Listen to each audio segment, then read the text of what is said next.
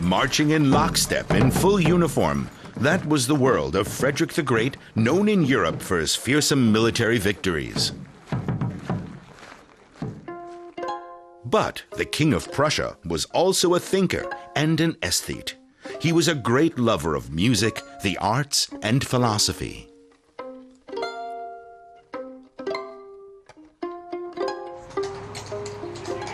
Rheinsberg, a small town north of Berlin. This is where Frederick moved to in 1736 as Crown Prince. He was then 24 years old. He remodeled an existing castle on the lake. The architect entrusted with the job was Wenceslaus von Knobelsdorff. The Rheinsberg Castle was Frederick's first home. It wasn't lavish, it had simple wooden floorboards, but it didn't matter. What did was that the Crown Prince had escaped his strict father and was finally his own master. Frederick actually wanted to turn back time, to catch up on everything he hadn't been allowed to do before, including studying.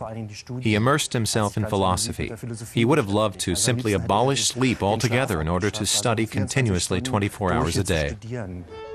Later, Frederick said he spent the happiest years of his life in Rheinsberg.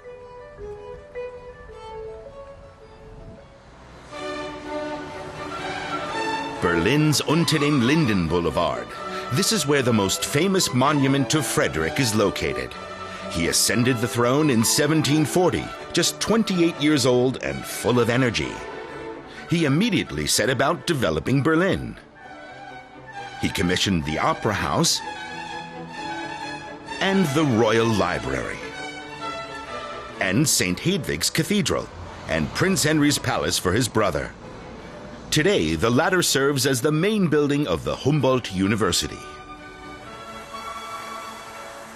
At the time, the Charlottenburg Palace lay outside the gates of Berlin. For the new king, it was an oasis of calm, far away from the business of governing. Frederick commissioned Knobelsdorff to build a new wing. It turned into a summer palace with magnificent ballrooms. Frederick drew inspiration from nature. Gold-plated buds and leaves adorned the walls. It was an elegant, playful style, which became known as Frederican Rococo.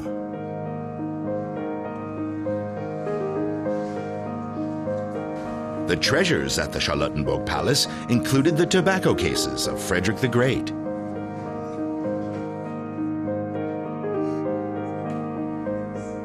But the king soon lost interest in Berlin. Instead, he turned his attention to developing his second residence in Potsdam, well outside Berlin. The site was originally a hill with a flour mill and later a vineyard. For Frederick, it was a rural paradise, a place free of cares, in French, sans souci. That's what Frederick called it. He ordered Knobelsdorff to build a small home with 12 rooms, nothing representative. Frederick simply called it Vineyard House.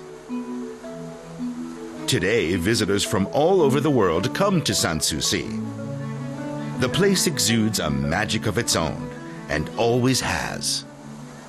Even in the 18th century, Sanssouci attracted large numbers of tourists. And back then it was the comparative modesty that impressed people. The fact that the great war hero lived so humbly. And what impressed people most back then was that there were no guards. It was always publicly accessible to a certain extent. You could look in through the window. You could go into the garden. That was unusual in the 18th century compared with other royal courts. In Sanssouci, you get a sense of who the king was. You can see his notestand and his flute in the music room. Not only did he play well, he also composed several symphonies and concerts. The Marble Hall. This is where Frederick organized legendary banquets. French philosopher Voltaire was among his guests.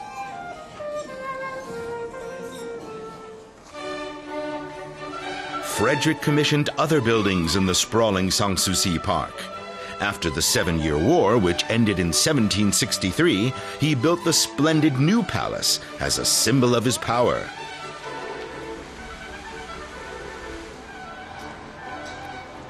The palace will house an exhibition to mark his 300th birthday next year.